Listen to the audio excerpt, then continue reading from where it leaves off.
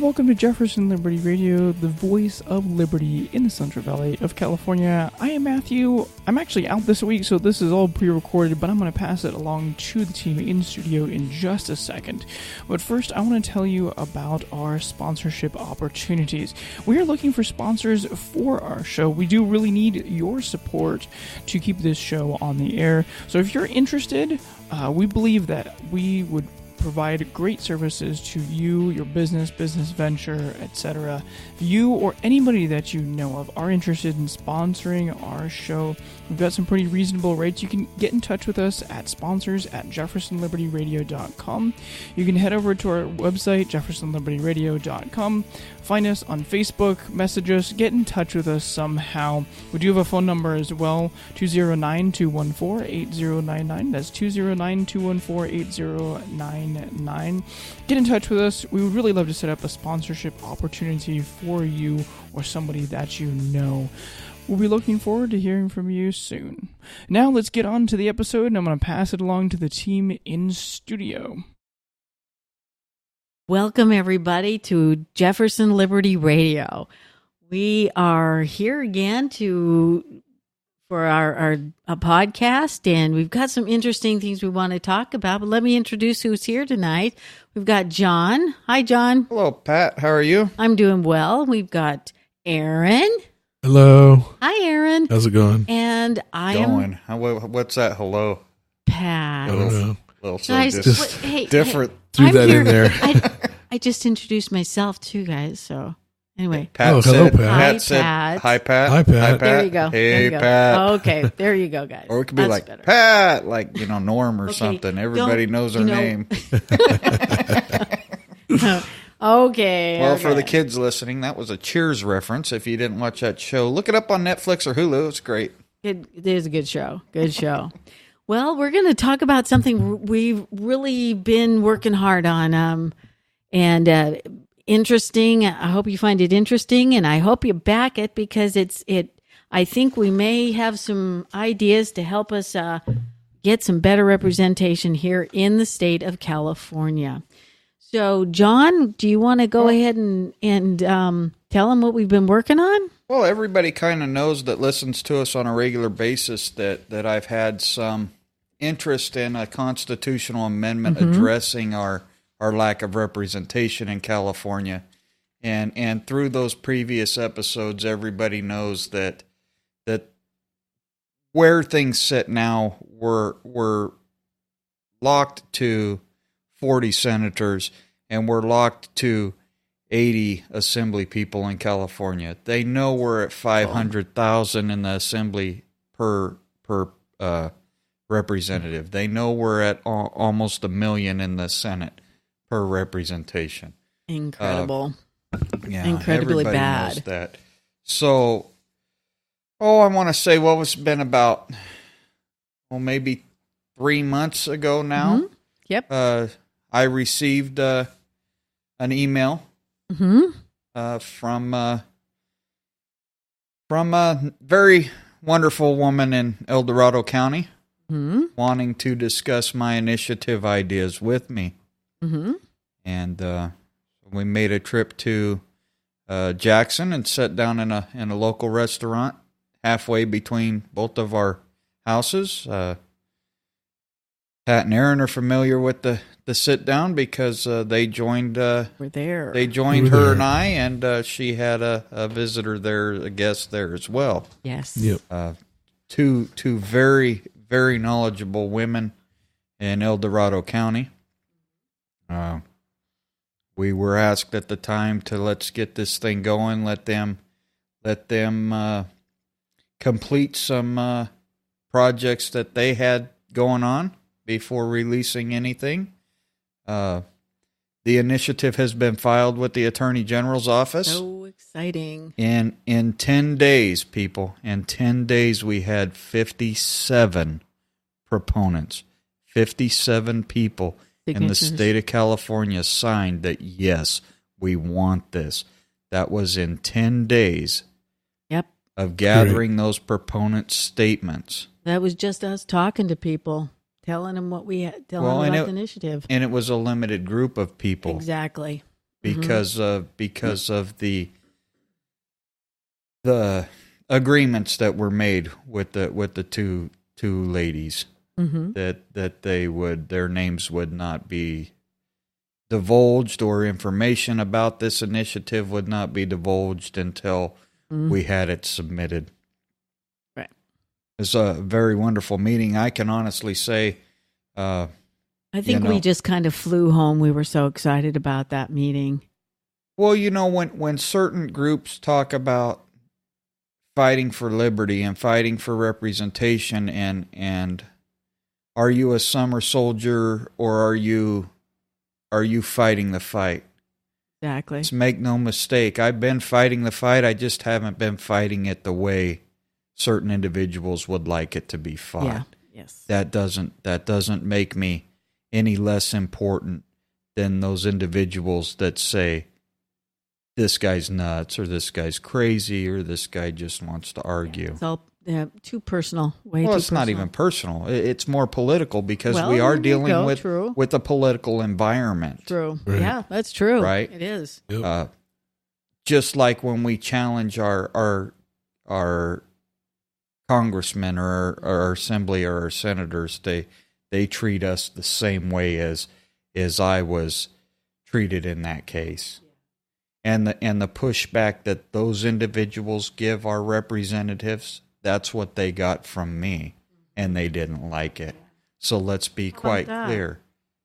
Let's be quite clear. It's a hypocritical behavior.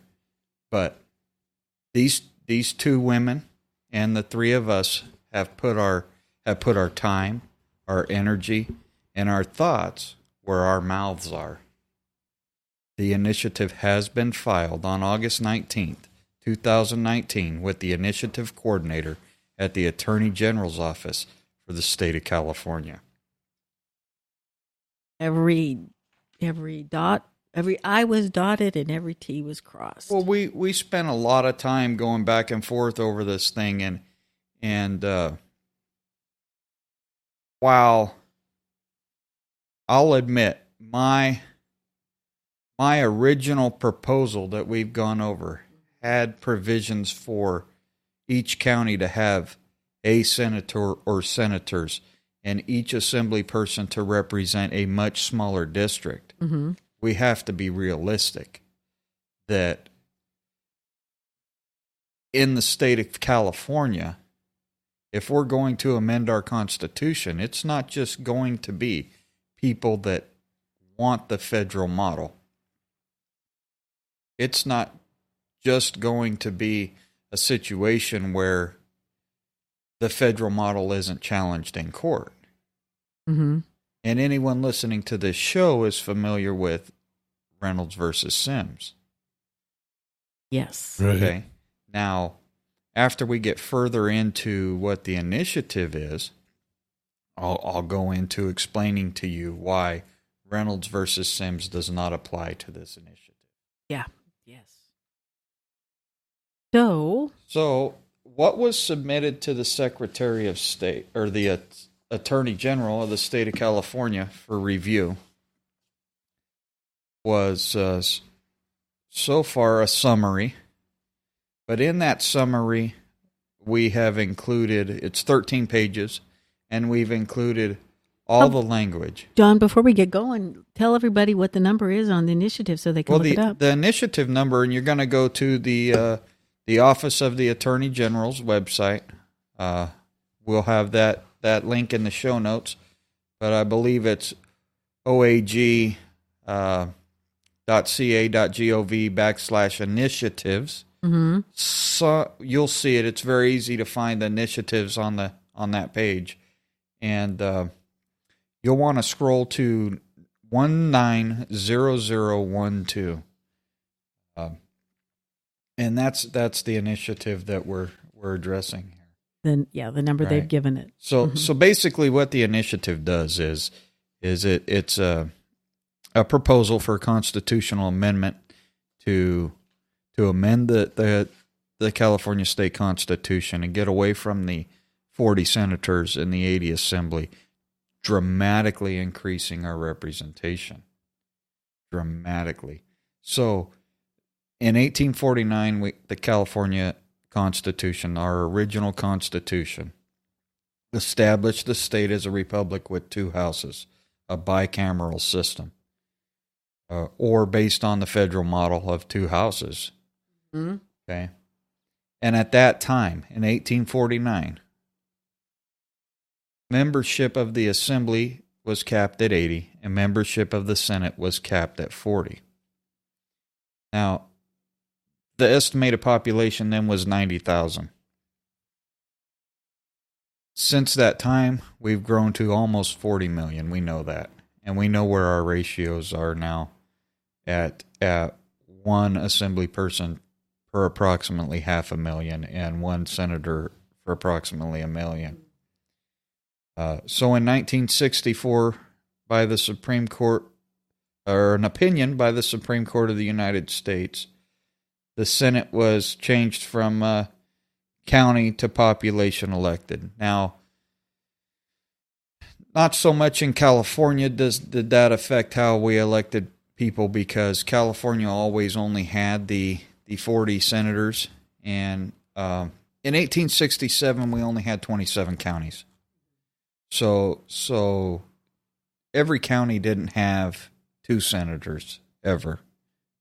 That because there were 27, that would have been 54 senators. Mm-hmm. So while we had senatorial districts, they may or may not have been equal in size, and Reynolds versus Sims may or may not have affected California. I don't know. I haven't done the research on that. Mm-hmm. Regardless, Reynolds versus Sims, an Alabama citizen suing the state of Alabama, made it all the way to the Supreme Court. And their opinion, and the Warren Supreme Court's opinion, was that all state offices needed to be elected by population. All districts needed to be apportioned to the same size, whether they're assembly districts or senate districts, essentially wiping out the federal model on the state level. And we all know there's displeasure with that opinion. Now, we have to keep in mind that the Supreme Court's not all powerful, are they? No. So I've explained this to Aaron and Pat.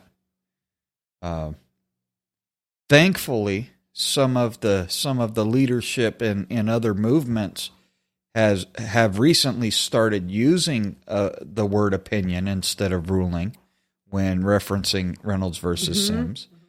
So some of the things I've been critical of in the past are changing because of my critiques, or not, or these people are just evolving. However, things are moving forward. Conversations are taking place in a more relevant light. But regardless, the only thing that gives Supreme Court opinion credence or authority is the states, because the federal Constitution is a contract between 50 states that as a group, this is how we're going to behave. Yeah, these are the rules we have set forth for our unified governance. Okay? So when that case, Reynolds versus Sims, came to an opinion, okay, that opinion only applied to Alabama and the states that accepted that as law. But how do we nullify a Supreme Court opinion? Non-compliance. Well, right. If the states decide that that's not constitutional, or that they don't agree with that, it's their duty to say, no, don't have that authority, and either amend the Constitution to say what they want it to say, or simply not give it any power by ignoring it. Right. Right. Which, Right, because the president can't check the Supreme Court. Right? Only the legislature or the people can check the Supreme Court. The check on the Supreme Court and their opinions is the people,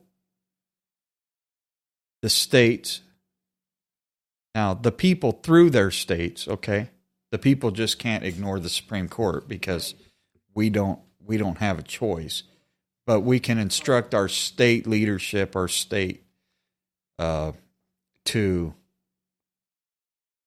disagree through inaction.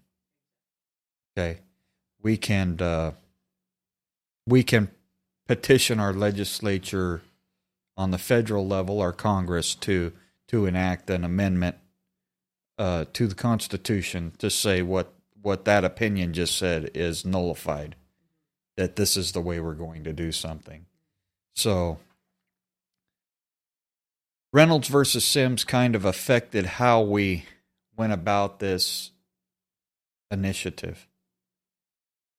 And also our top two primary, I think, and the nature of politics in California as a whole at the current time affected how this was drafted. exactly. I mean, at that meeting, we were just talking about the idea, and I got to tell you, people, it's not my idea. This is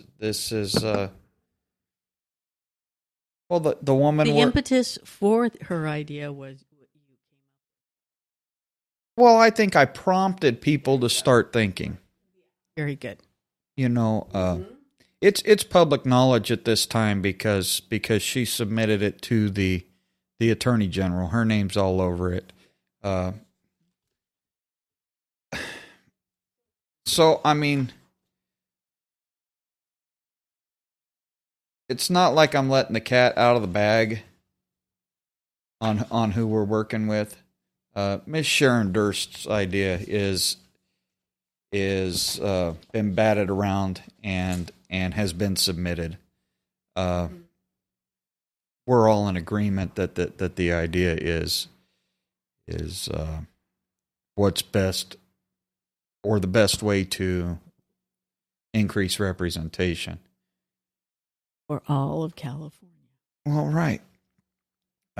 Regardless of what region of California you're in, regardless of how we increase representation, by what ratio we increase it by, let's be serious. The population centers of the San Francisco and Silicon Bay area and the Los Angeles area are always going to have a greater number of representatives per territorial area. Correct. Right. But when you're in a representative government, those population centers have to have more per square mile than, Tehama County or Siskiyou County or Sierra County. I mean, some of these counties only have 3,000-4,000 people in them. Mm-hmm. So, of course, they're never going to have an equal footing representation on the state level. Right? Because you can't do that. 3,000 people. Right. You can't have. Okay. Unless the states get together and nullify Reynolds versus Sims, can ever have in any house the same voice. So no matter what we do, some people are going to be happy with it, some people are not going to be happy with it. But if you take into consideration where we are at politically in California with the top two primary, where we are with the monoparty system basically in California.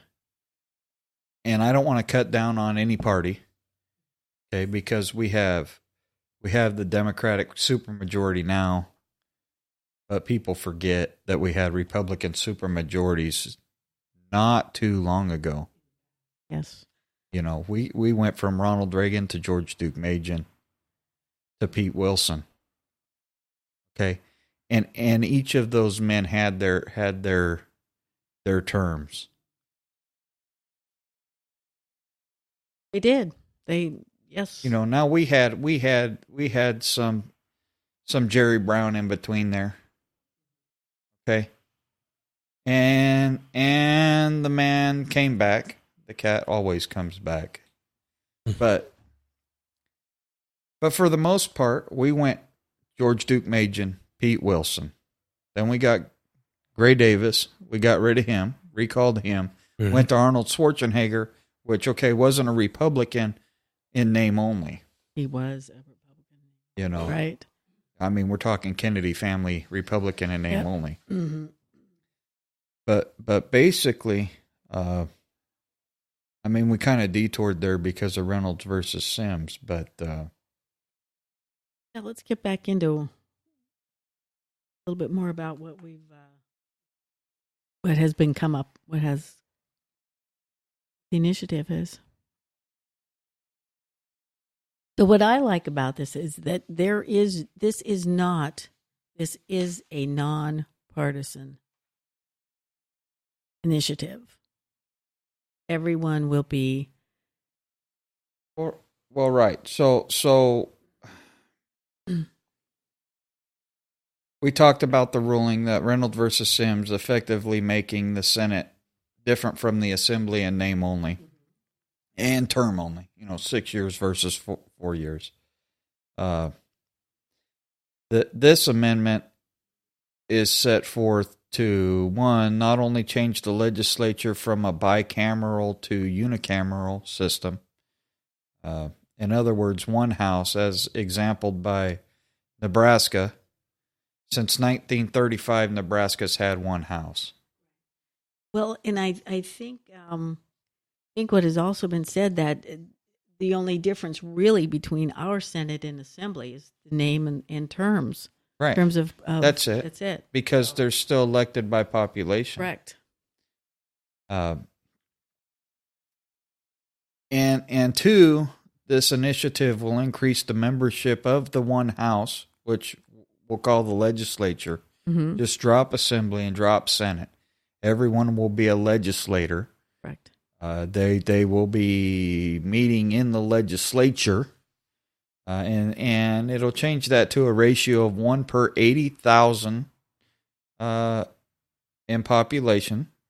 One representative. Yeah, one representative per 80,000. And this is make no mistake, people. We are pushing for a constitutional amendment that says that. One representative for 80,000 persons. Okay? Doing so using the 2020 National Census to determine the exact population of the state, followed by elections held in 2022 and 2024 to bring the legislature to a more consistent ratio to the rest of the United States, as exampled by New Hampshire, which has a population of almost 2 million with 400 lower house legislators. Their ratio is 1 representative per 5,000 people. Isn't that amazing? I don't ever think we'll get there in California. No, it won't. We won't ever get it down that low, and it's unreasonable. It is with this. Let's be quite frank. Even the 3,000 person threshold that other state split movements is pushing is unreasonable if we are to not split the state. So first, we're trying to repair representation. Mm-hmm. That's always been said to be the main goal of the state of Jefferson, of New California. And we'll just go with those because they affect California. Mm-hmm. Okay? Now,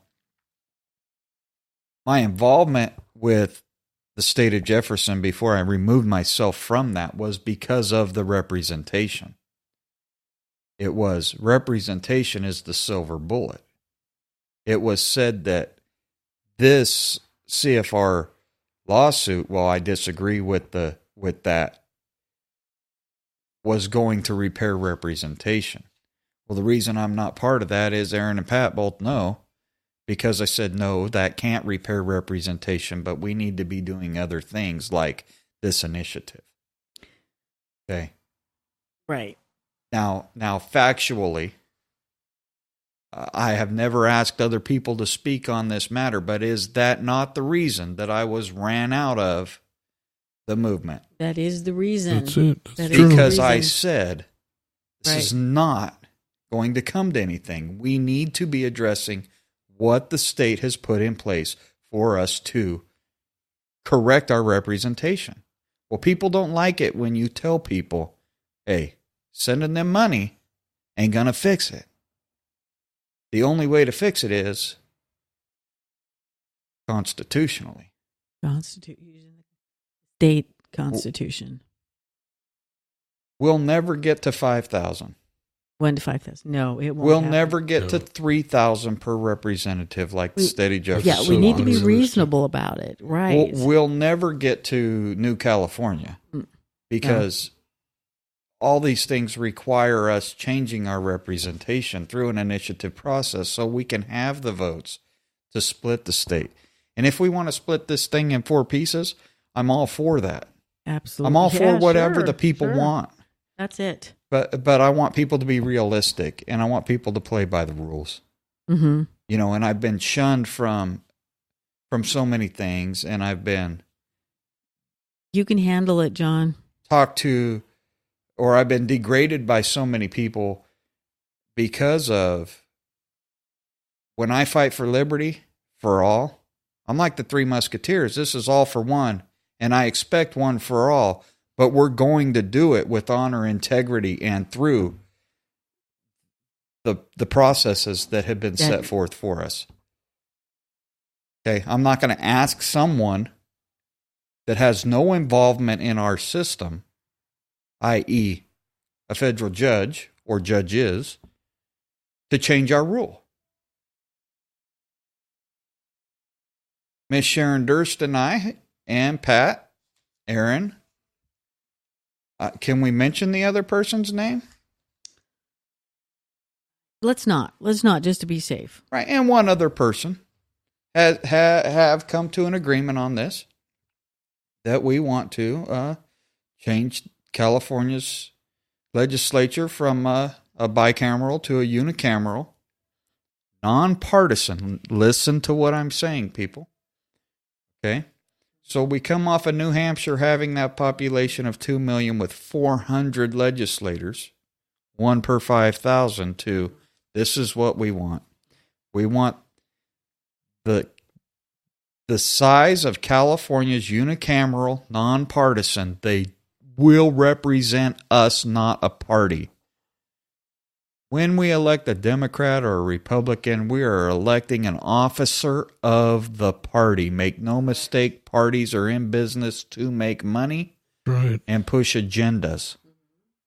Agendas of their donors.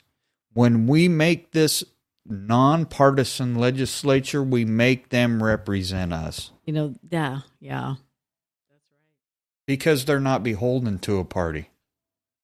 We're not electing officers of a party. We're electing legislatures.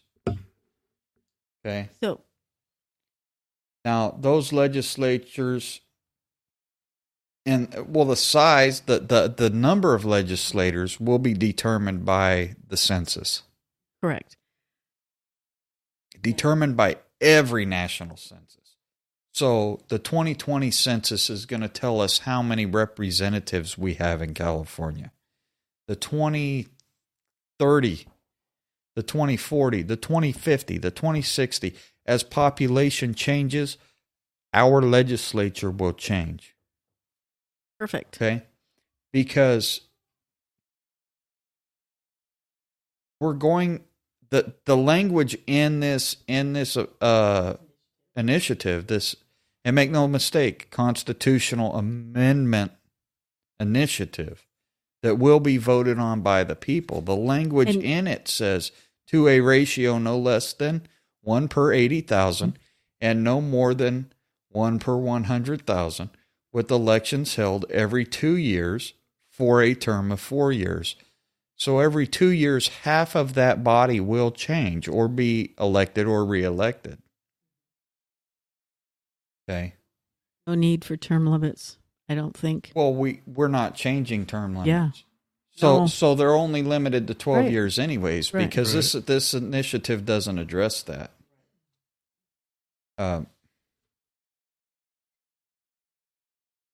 I don't know. Do you want to go over the next step there, Pat? I think what we need to do is we need to tell people what is involved when you put one of these initiatives forth to get onto the ballot. What we're going to need is 1 million signatures, close to 967,700-ish. Well, okay. But that's not in this step. I mean, first the Attorney General has to approve the language. This is true. Okay, That is right true. now it's very important that everyone go to the Attorney General's website and leave public comment on this. There you go. We are That's in. it.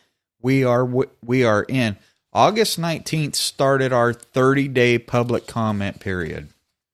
We had some other shows pre-scheduled, and we couldn't get this information out to you guys. But we need you to go look at Initiative 190012, read it, and leave a public comment. Public comment on this is very important. Extremely important.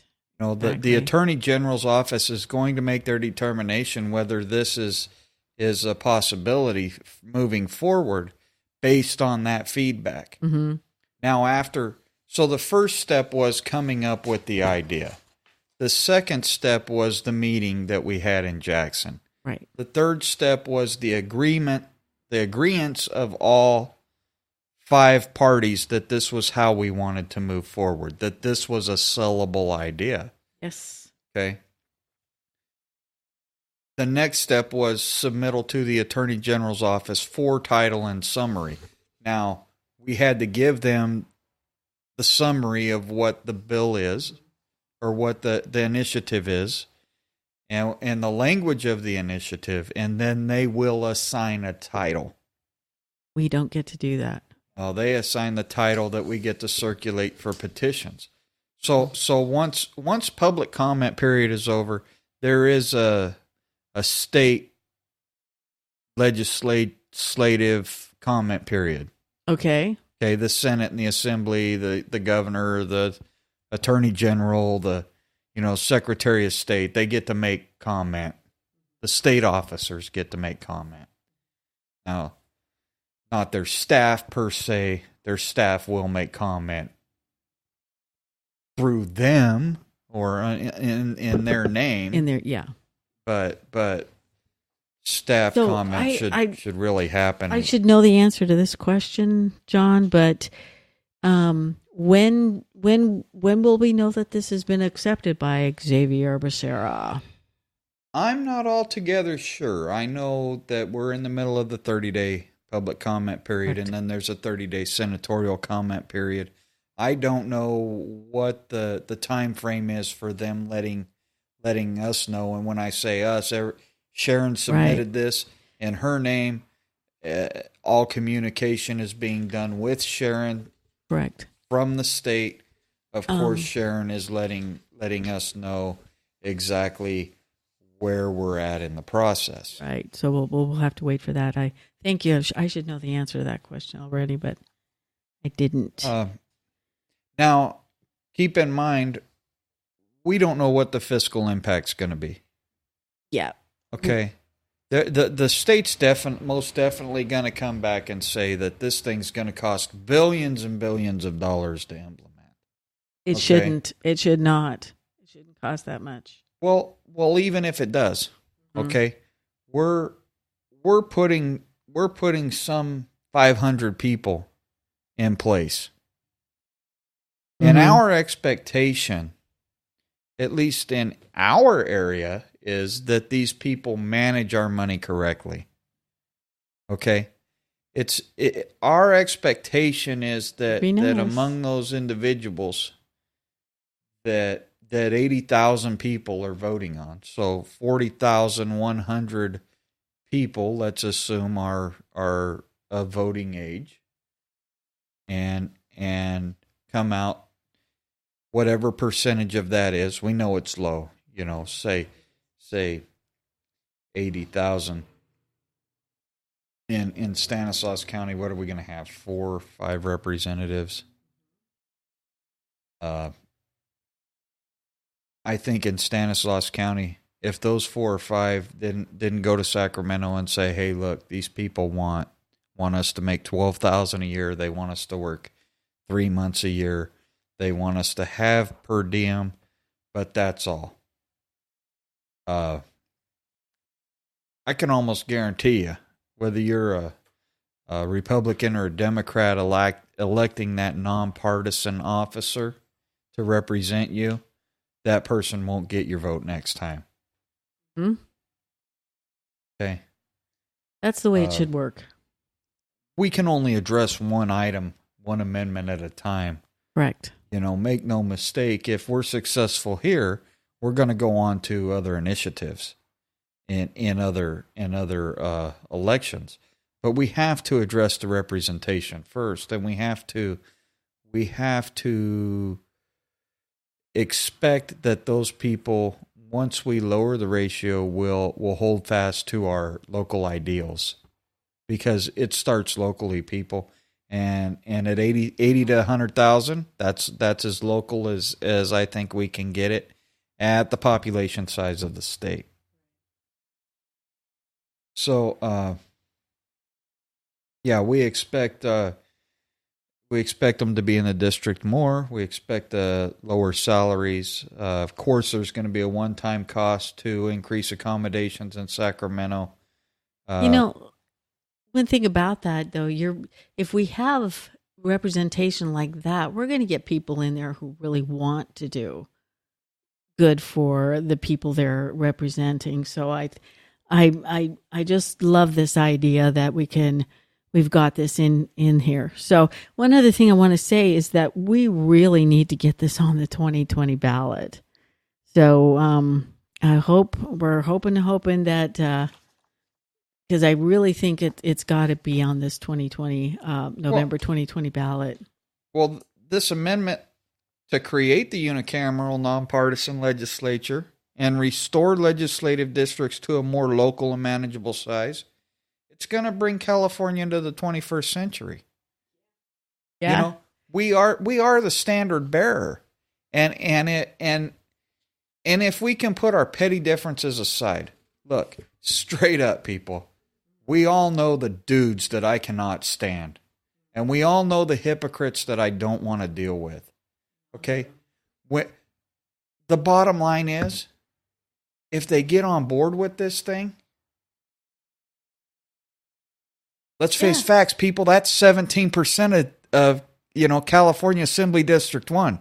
Right. We just had that election. They just pushed that candidate. That candidate got 17%.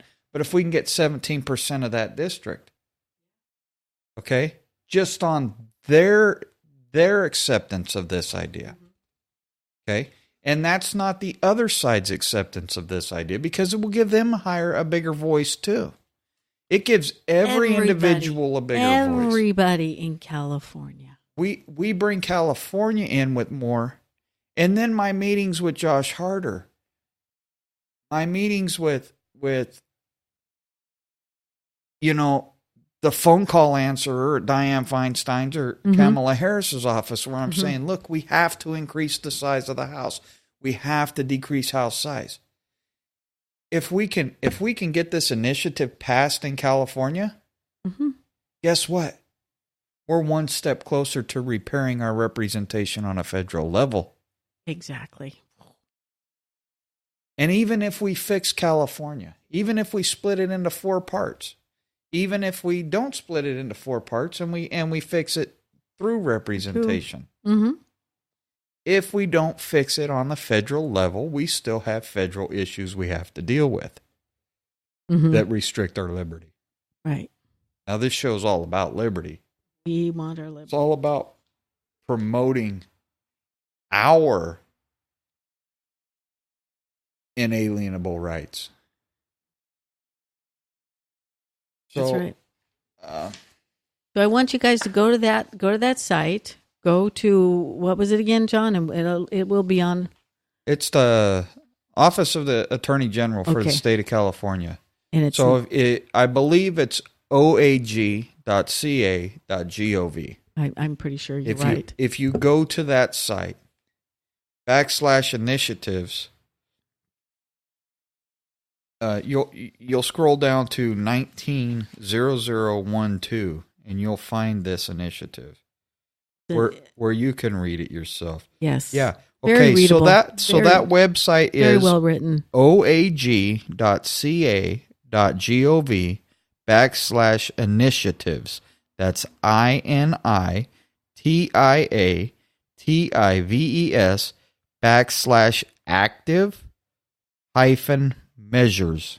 That's active, ACTIVE-measures, MEASURES. Spell check usually helps you with that.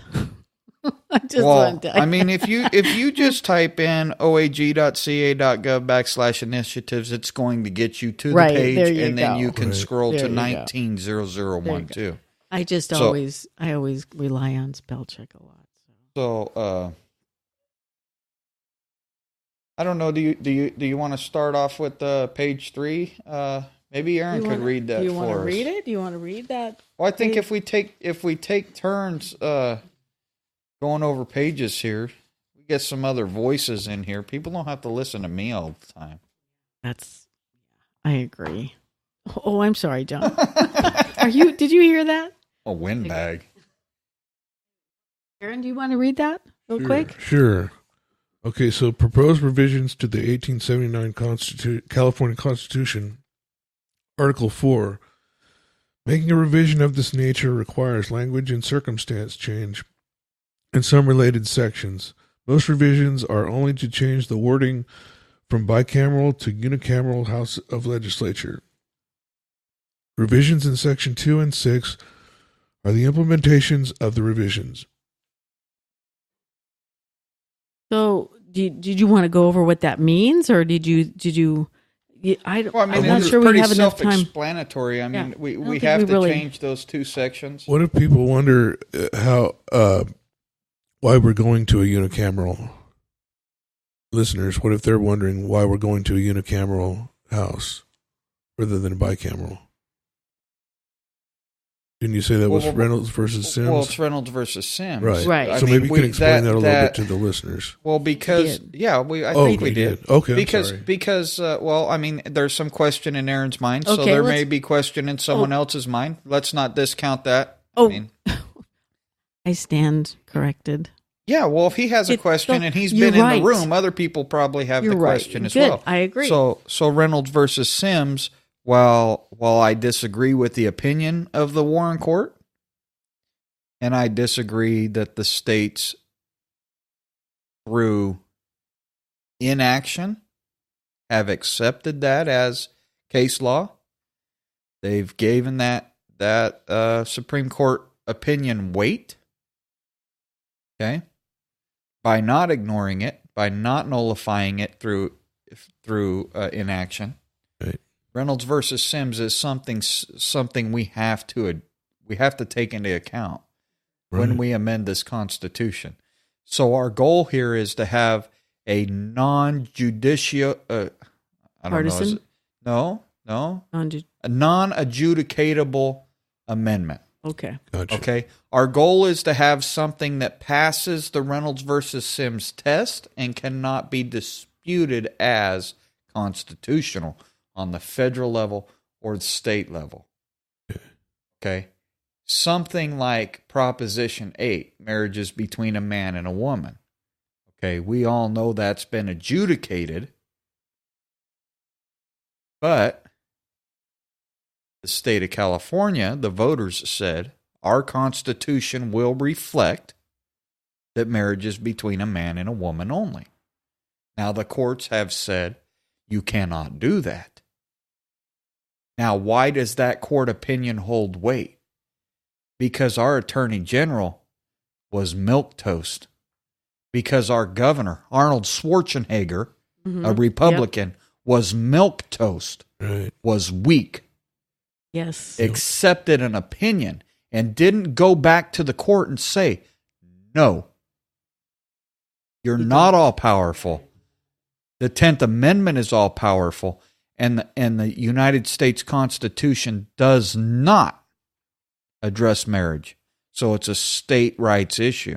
Mm-hmm. Okay, that's why we have the situation we have. Our Constitution absolutely says in the state of California, marriage is between a man and a woman. There is an asterisk, and it says that the courts have disallowed that. Okay. Right? That the courts have nullified done that. But the federal court has no authority to nullify that because it's not an enumerated responsibility of the United States government under the contract between the states. Okay? It's a state issue. And what we're trying to do here is not produce something that when passed will be adjudicatable. Gotcha. Okay? The courts are going to look at it. Of course somebody's going to bring it up for suit. Sure. But we comply with Reynolds versus Sims' opinion that all districts should be of equal size. Okay? We are eliminating things. We are changing things. Right. But they will be of equal size. Okay.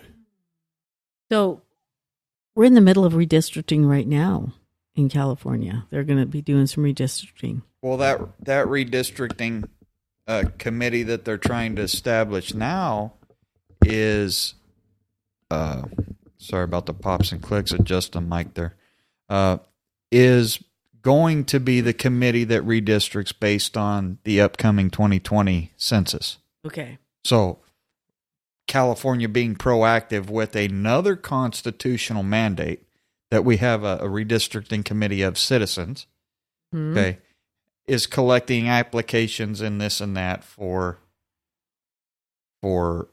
consideration Beyond that committee. to be on the committee. Mm-hmm. It's a job, and they're collecting the applications for that job at the current time. Correct. So that's what that is. So section 1 of the proposal, that's on Aaron's page. So do you want to continue with that? Sure. So Okay.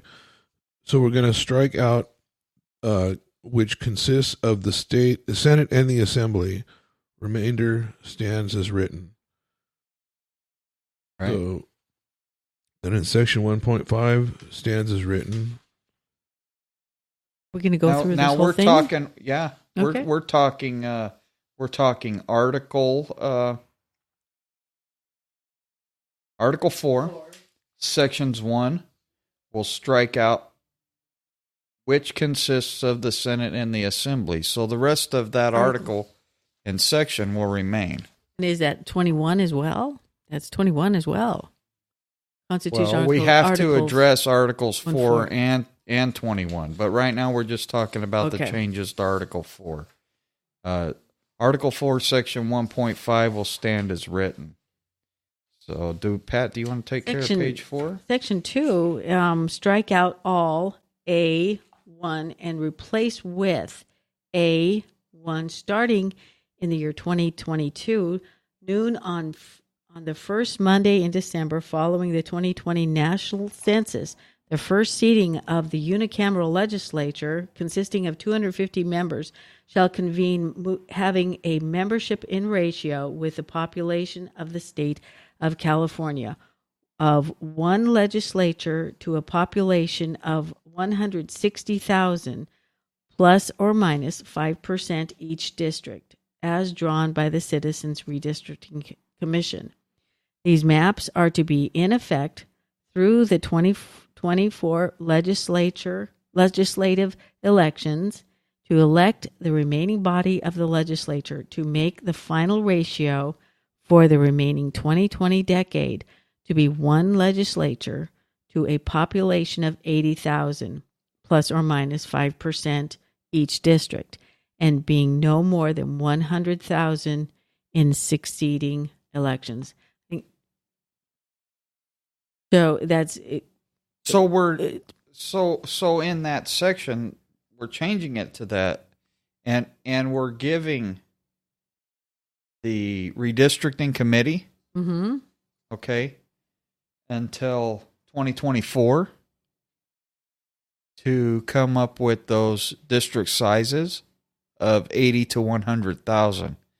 Now we're allowing that committee, okay, to decide what the divisor is. Okay, because we need some wiggle room one way or the other, because population's going to increase, population's going to decrease. That's why we count every 10 years. Typically, population increases, but there are some times when decreases happen. People Brexit, they exit the state. Right. We know we got people moving to Texas, Nevada. These things happen, and population may be lower than 40 million in 2020. Could very well be. Now we have births happening, so we don't know. We don't know what that 2020 census will be. Do you want me to? Well, I'll take care of Section B. Okay. Existing members of the Assembly and Senate will legislate for the district in which they reside unless their term is up with the 2022 or 2024 elections. Each decade after the 2020 national census, so that's going to be Section C. Each decade after the 2020 national census, the legislature shall be reallocated by the national census as drawn up by the Citizens Redistricting Committee to no less than 80,000 nor no more than 100,000 constituents per legislature, with favor to less. So we're instructing them that their divisor needs to come from between 80 and 100,000, but telling them that their favor should lean towards the lower number. We're allowing them to have some adjustment while telling them your adjustment needs to be closer to 80. Correct. There shall be a leeway Okay. of no more or no less to each enumeration per district of 5%. Each district must be as equal in number to all other districts possible. So that we comply with Reynolds versus Sims. But sometimes you have to draw the line with nature's landmarks, rivers, streams, roads. Correct. I mean, we have to take those into consideration. We have to take into consideration the map when we're drawing the line. So that's where the 5% comes into play. That gives us 5%. One district could only be 5% larger than the next. But you still considerably better representation than what we have at the current time. Section D, any disputes over jurisdiction of a district by a legislature shall be settled by the Senate with a 2/3 vote until taking office of the unicameral legislature in 2022. Thereafter, any jurisdictional disputes shall be settled by the unicameral, nonpartisan legislature with a 2/3 vote. Section E, upon convening of the first unicameral legislature at 12 noon, December 5, 2022, the Assembly and Senate shall cease to exist as the legislative bodies for the state of California. Whoa. So we're E subclause 2 will replace all with members of the legislature shall be elected to 4-year terms, 250 to begin every even-numbered 2 years starting in 2022, and the balance of the legislature elected starting 2024. Elections to be held every even-numbered 2 years following. Subsection 3, strike out S in terms, senators or members of the Assembly, and replace with legislature. Subsection 4, strike out all and replace with A. During his or her lifetime, a person may serve no more than 12 years in the legislature. In the transition from bicameral to unicameral legislature, any previous elected legislator may have their term of 12 years shortened due to the transition may be allowed a one-time extension of no more than 2 years. So there's going to be guys that are affected that can't make the 12 years because of where they're at now. We're giving them a gratis 2 years. So, you could have 13 because your original term was shortened and now you're reelected. Okay. You could go to possibly 14, but never no more than that, and only for the current class of legislators.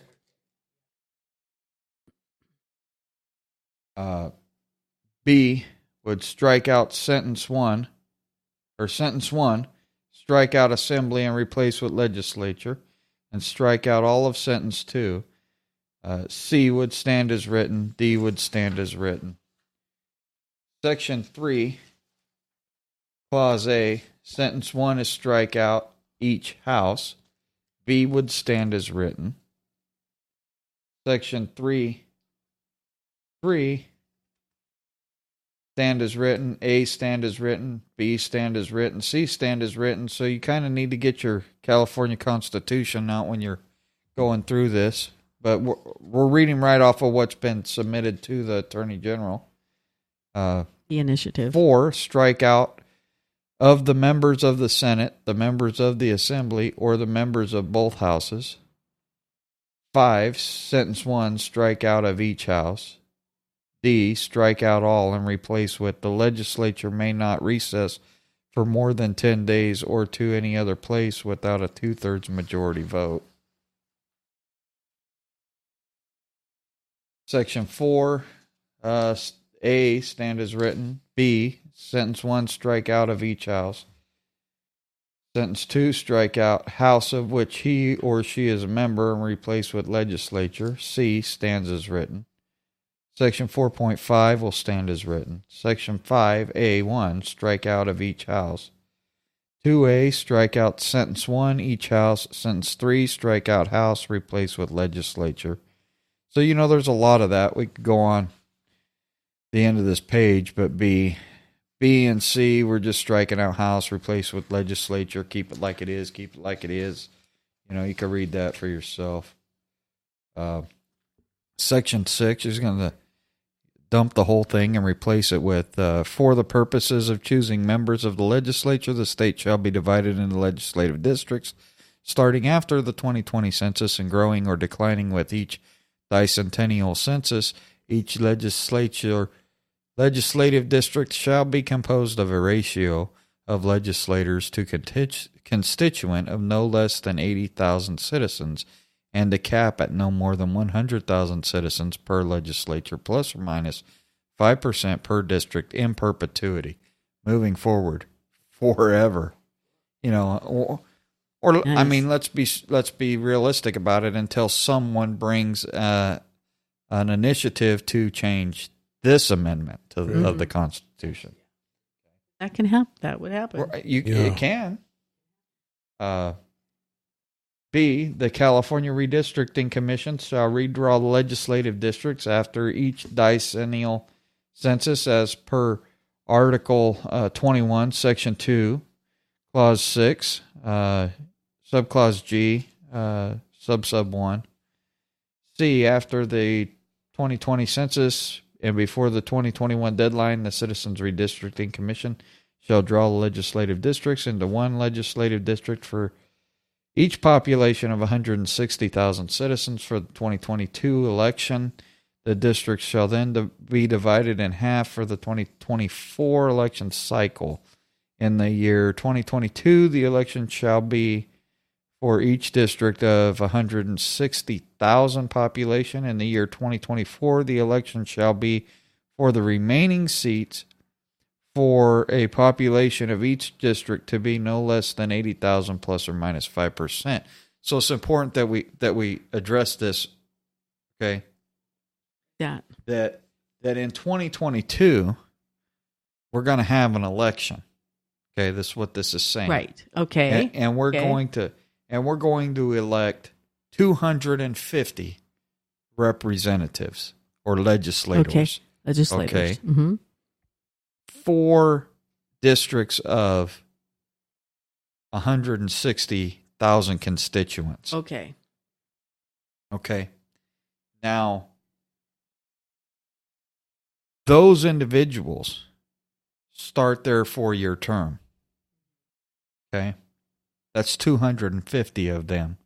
And that number is based on the population that we currently have. Okay. So we're thinking more or less that we're going to have right around 500 legislators because of the current population. You know, that 250 is probably not going to change because it's written here. Mm-hmm. Now, there may not be another 250.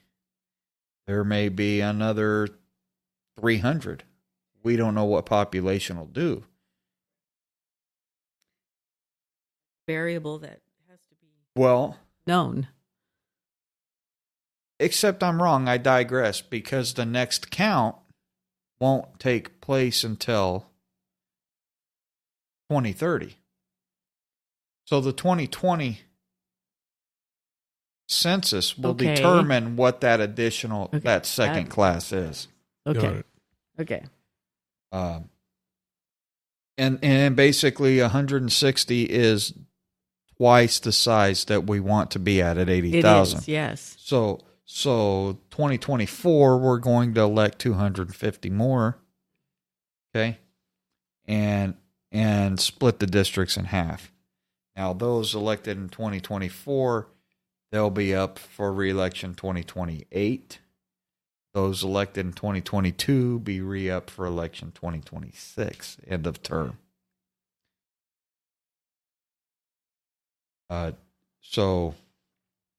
Section C, Clause D, the resident location of the legislator elected in 2022 or of a current assembly or senate duly elected legislator already in office whose term will not expire in 2022 shall determine which half he or she shall legislate.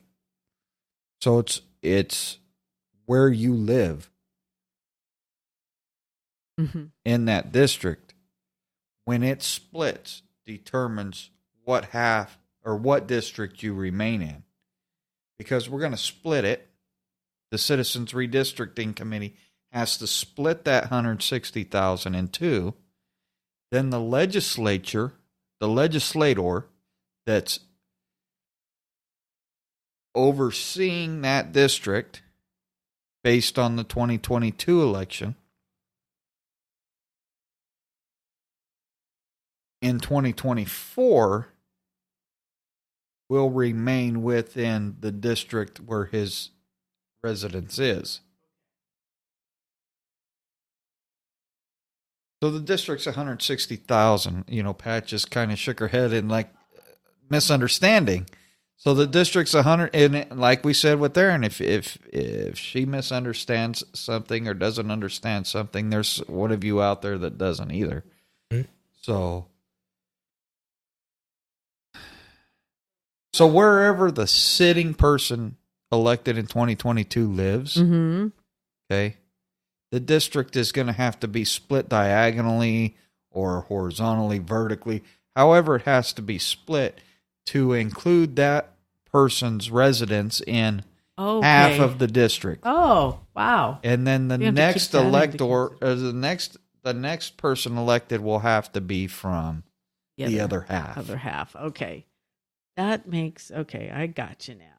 If there is concern regarding geographic integrity, the Citizens Redistricting Commission shall be recommissioned to redraw the district as integral to each legislator as possible, observing geographical integrity, like I was talking landmarks, streets, rivers, mountain ranges, Zama. Those districts shall stand until the next decennial census, and thereafter all districts shall be determined by populations of no less than 80,000 and no more than 100,000 plus or minus 5% for each district, and all candidates shall live in their district. What? We're putting it right in the amendment. Good. You will live in the district in which you are elected. Good. Ain't none of this. You gonna live somewhere else. We want you to be close to the people. That's it.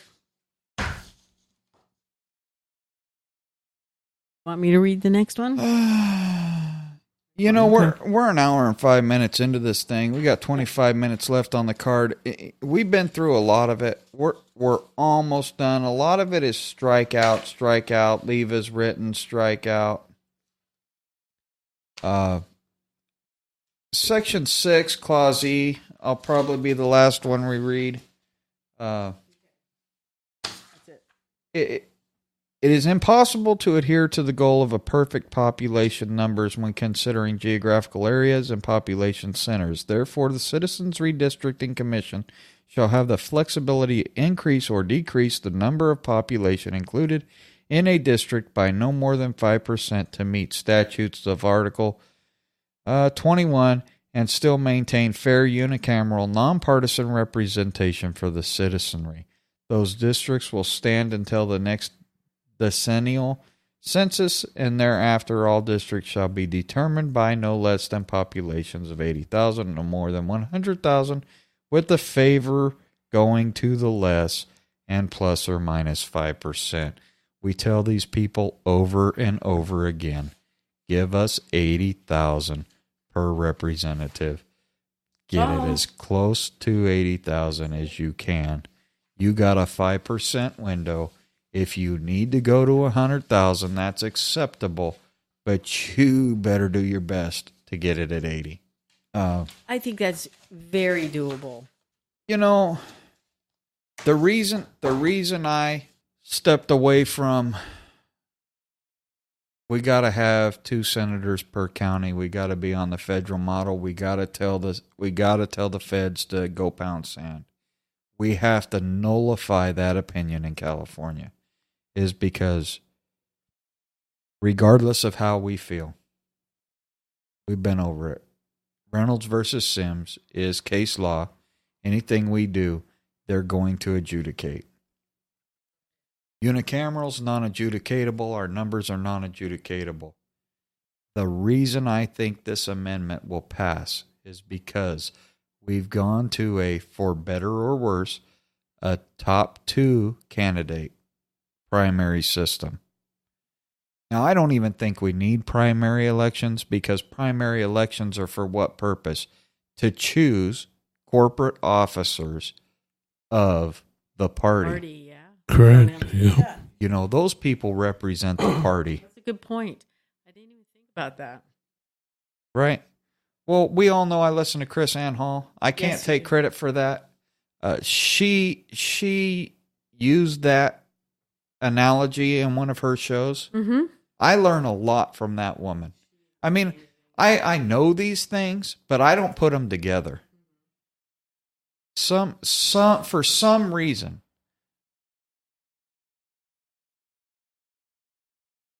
for all the painful experience I've had with Mr. Raposa, about the best thing he could have done for me as an individual is hip us as a group to Miss Hall.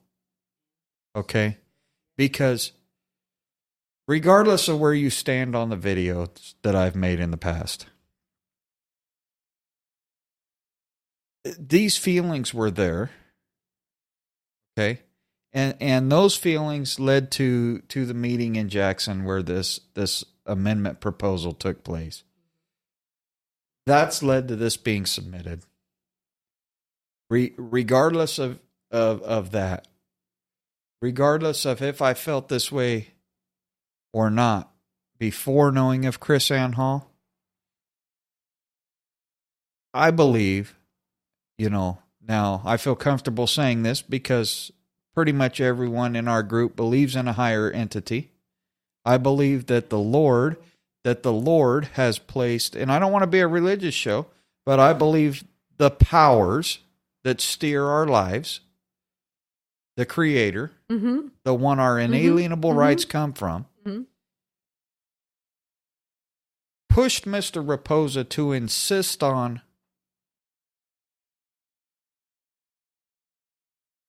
us listening to Chris Ann Hall, of us being educated by her.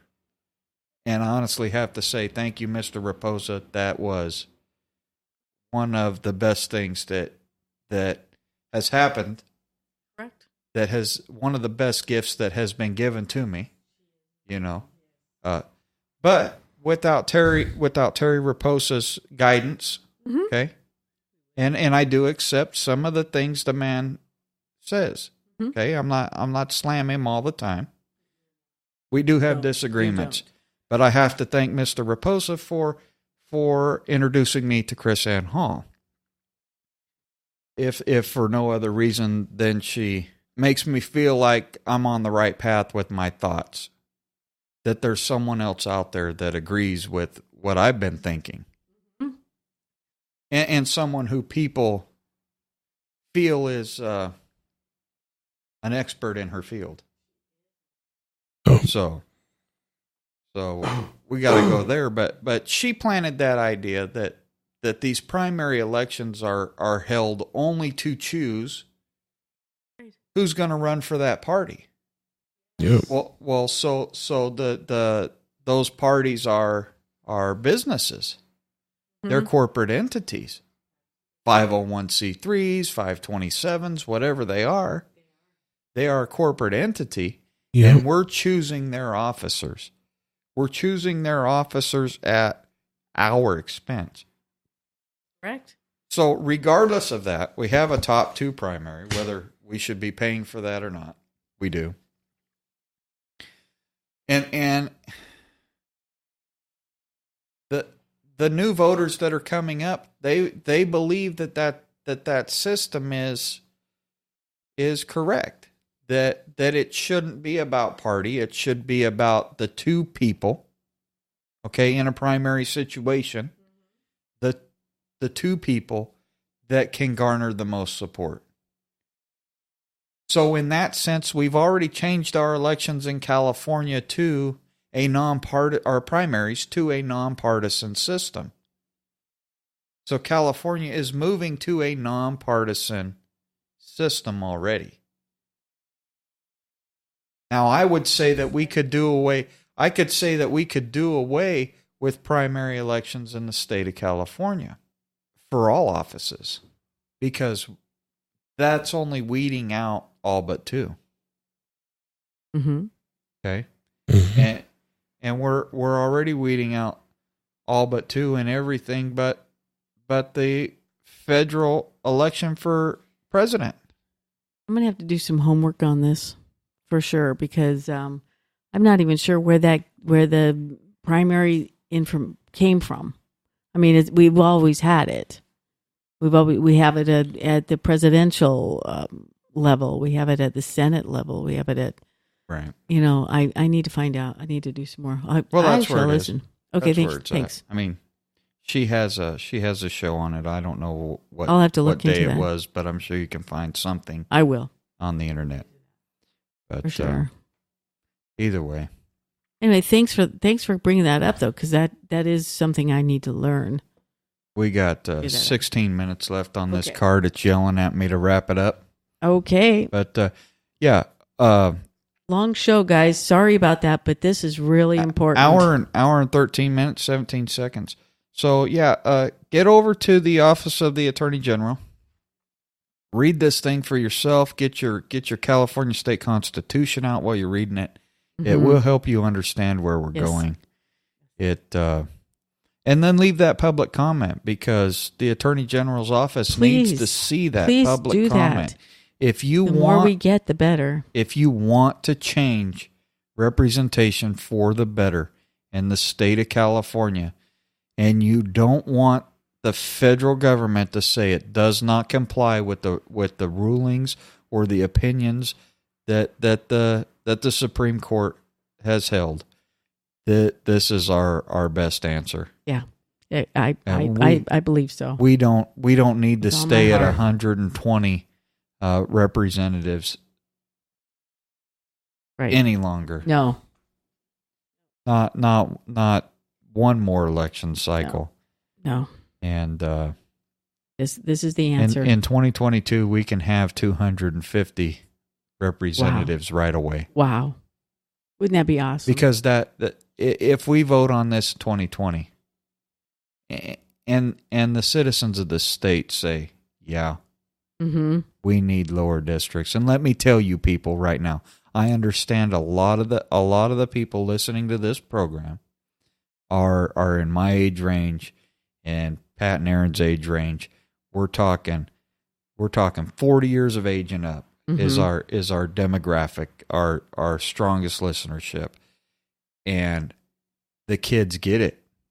The kids get it. If you don't get it, send an email, get us on Facebooks.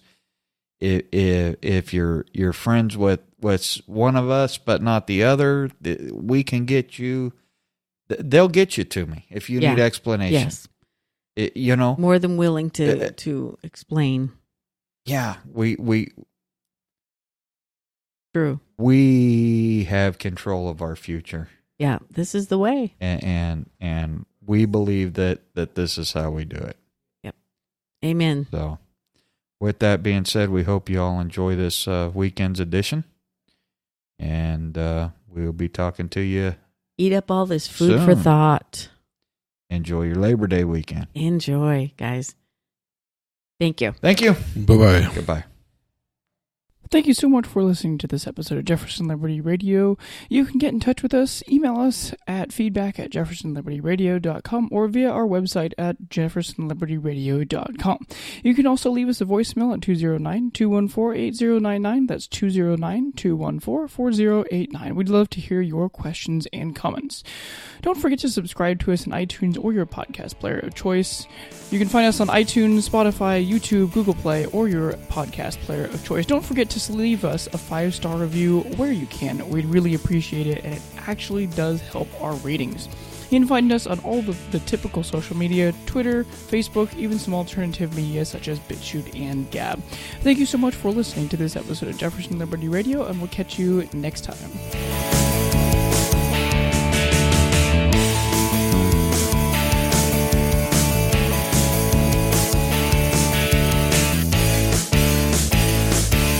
Jefferson Liberty Radio is a production of Forgotten Liberty Media. The views expressed by the host or guests throughout the various episodes may not necessarily reflect the views of Forgotten Liberty Media as a company.